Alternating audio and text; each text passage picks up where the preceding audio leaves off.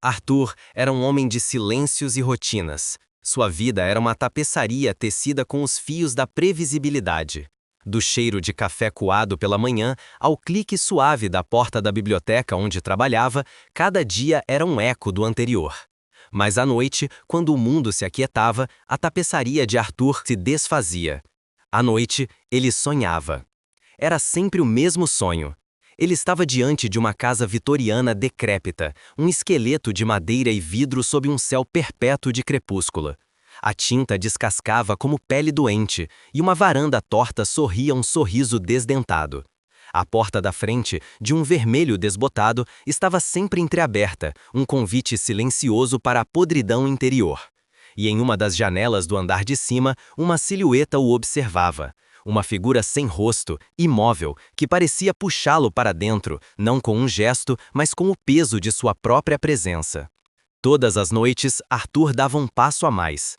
Na primeira noite, ele apenas observou da rua. Na segunda, atravessou o portão enferrujado. Noite após noite, ele se aproximava, a grama morta do jardim estalando sob seus pés descalços, o cheiro de mofo e terra molhada enchendo seus pulmões oníricos. Ele acordava sempre no mesmo instante, no momento em que sua mão alcançava a maçaneta fria da porta.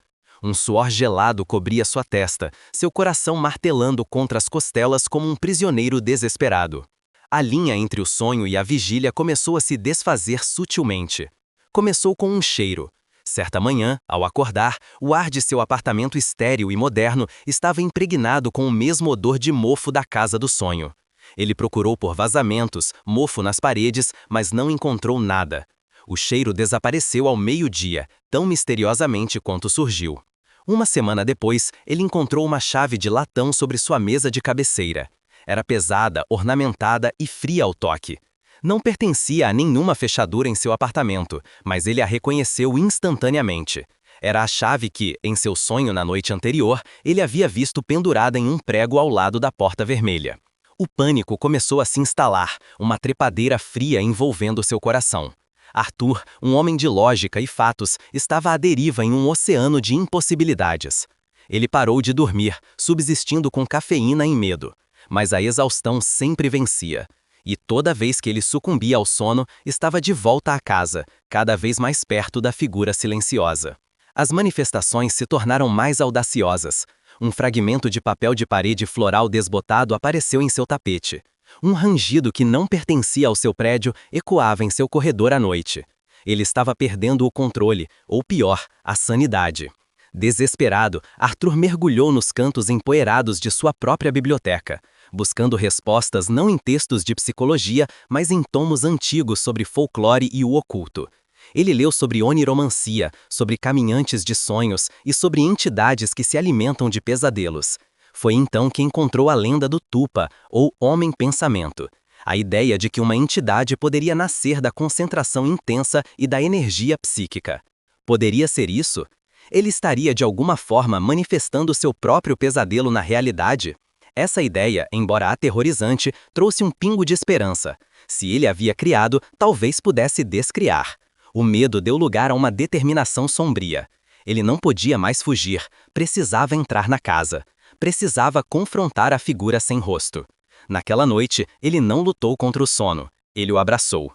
O sonho começou como sempre. O céu púrpura, a casa esquelética.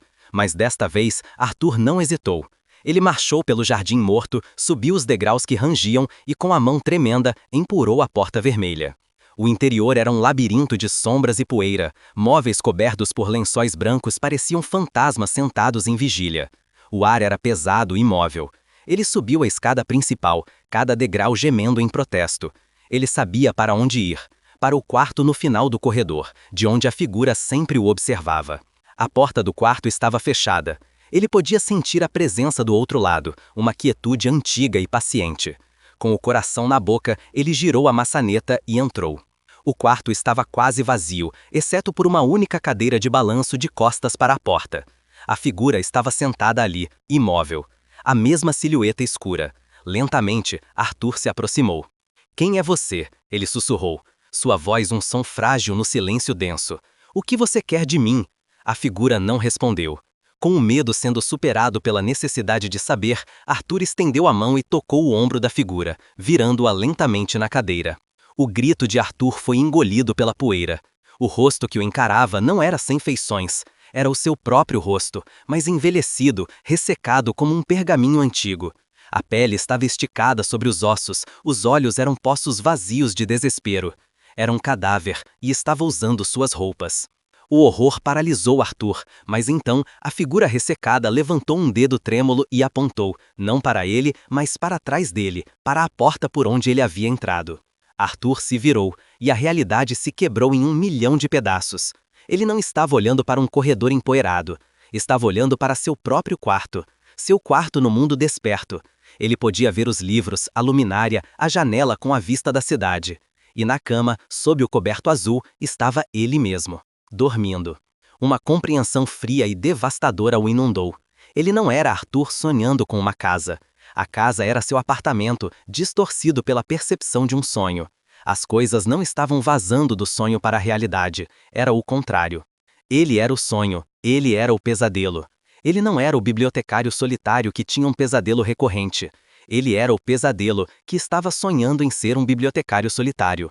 Uma forma de pensamento, um tulpa, nascido da solidão e do desespero silencioso do homem na cama, que desejava uma vida diferente e que, inadvertidamente, deu à luz a uma sombra que agora queria viver por si mesma.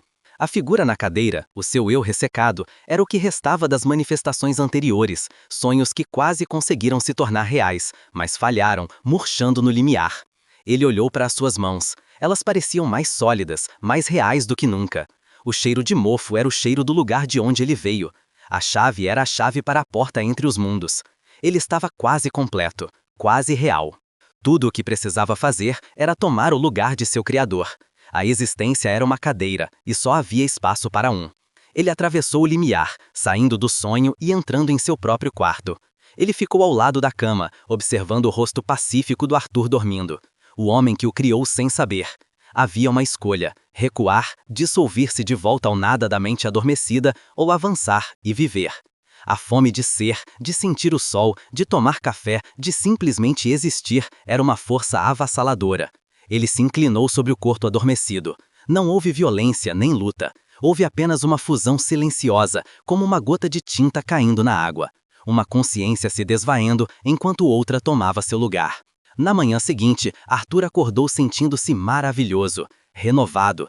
O ar em seu apartamento estava fresco e limpo. Ele se levantou, espreguiçou-se, sentindo a solidez de seus músculos, o sangue pulsando em suas veias. Era tudo tão vívido. Ele foi até o espelho do banheiro para lavar o rosto. Por um instante fugaz, apenas um piscar de olhos, o rosto que o encarou não era o seu. Era o rosto de um cadáver ressecado, com olhos vazios e famintos. E então ele piscou e era apenas Arthur novamente, sorrindo. O pesadelo não tinha acabado, tinha apenas começado. Essa história foi uma apresentação de Contos das Sombras.